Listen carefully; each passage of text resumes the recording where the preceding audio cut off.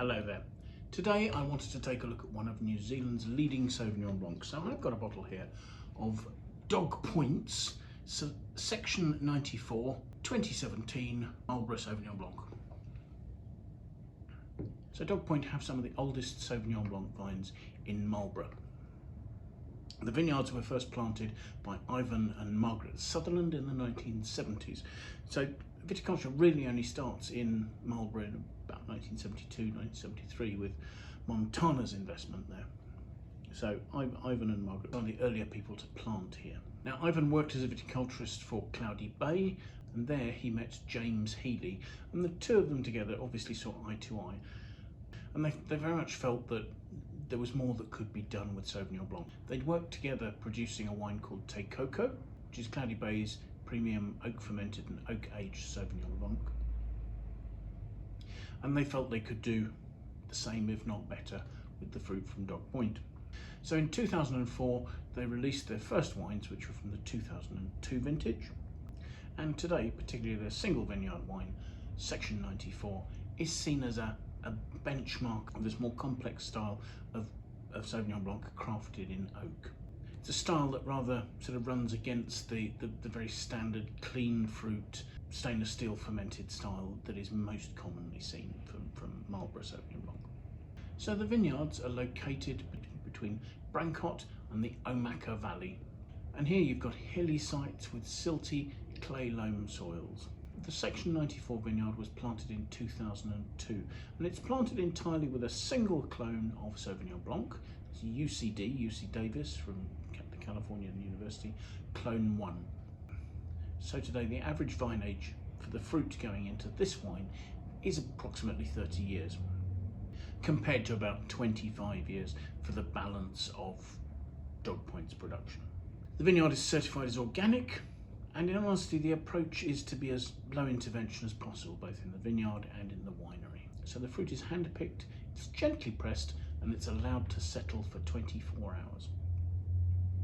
It's then put into old oak barrels, and fermentation starts with the indigenous yeasts that are either already in the winery or have made their way into the winery on the fruit.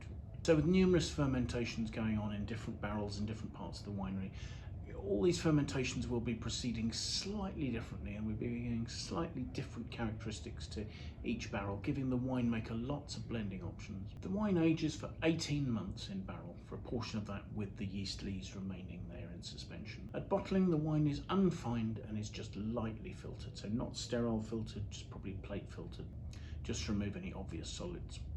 2017 was a late and short harvest. A warm spring and summer gave good bud burst and even growth.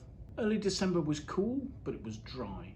There was a little bit of rain in February that gave some relief to the vines, but generally there were cool and stable conditions in autumn, and that enabled the fruit to develop slowly and to develop some really good intense flavours. So let's see what we make of the wine, shall we? So 2017, it's coming up for 7 years of age. It has a medium to deep yellowish colour there, more sort of strawish than lemony. Swirling it, the wine has 13% alcohol and is eventually forming some tears on the glass. They're not prominent. So let's see what we make of the aroma, shall we?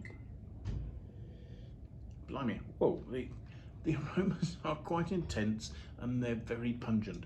There's a real minerality, that sort of gunpowder, struck match flintiness are the notes that people use to describe that. And that's very much sort of to the fore on the nose. Now sitting behind that, behind sort of other toasty notes, there are notes of passion fruit, maybe touches of guava,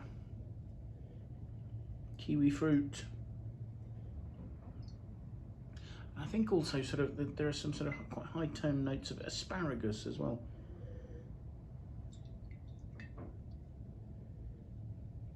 There's none of the obvious cut grass notes that you might expect with a Sauvignon Blanc. So let's have a taste, shall we?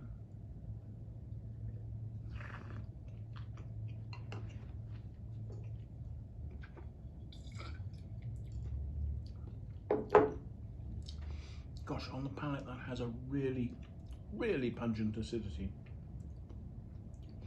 It's a mineral, almost saline note there. The wine is clearly completely dry, and it's sharp green apple notes, asparagus notes, incredibly pungent. I'd almost sort of say that was verging on what Sauvignon Blancs is sometimes described as catty.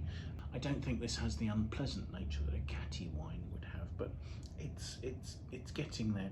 There is that sort of quite obvious sulphide sort of note there as a result of the fermentation, but yet backed up with a medium weight of some fruits that run through a spectrum of sort of green fruit notes, ranging almost from a sort of a quite sharp green capsicum note through sort of notes of kiwi fruit. There's a lovely passion fruit note there as well. So a real spectrum of flavours there, and all overlaid with a sort of a creaminess coming from the lees aging on the mid palate. I've said this is a 7-year-old wine, which is older than most people would think of drinking Sauvignon Blanc. Having said that, I don't think this is a normal Sauvignon Blanc. If anything, I actually think that some of these sort of disparate flavours could still do with sort of coming together a little more, and maybe it's a year or two too early to drink this wine. Having said that, the flavours and the aromas are so pungent, and they last really well. There is that really very mineral, tart bite on the finish there. It's that sort of green capsicum note running right the way through there. So I certainly don't think there's any hurry to drink this up, and I think it's possible that you might find in a year or two that it's a little more harmonious and together. It's certainly an impressive wine in a very different style than the normal Sauvignon Blanc that you see from Marlborough. I had a look at the Researcher aggregated score for this particular vintage of this wine. I was a little surprised to see that it was only 91 out of 100. But I guess actually it's quite a polarizing style. It certainly has intensity, it certainly has complexity, but I can see that there might be some aspects of this wine that some people might not enjoy, so that I think may have impacted on its score.